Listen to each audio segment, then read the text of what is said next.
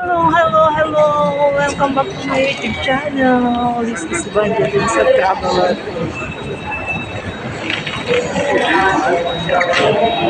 So this video is nandito ako sa airport kasi uuwi ako ng Pilipinas na walang nakakaalam. Yung susundo lang sa akin na nakakaalam. Grabe.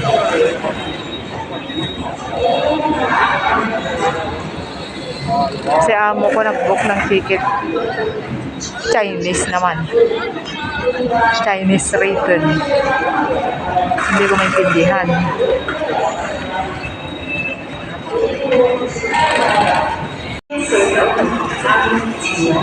Please remain seated.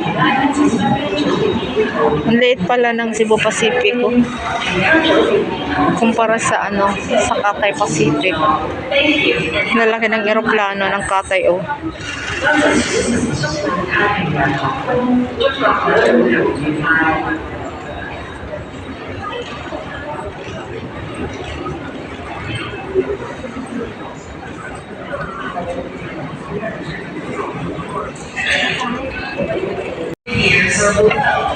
Guests needing special assistance and guests seated in the emergency exit row.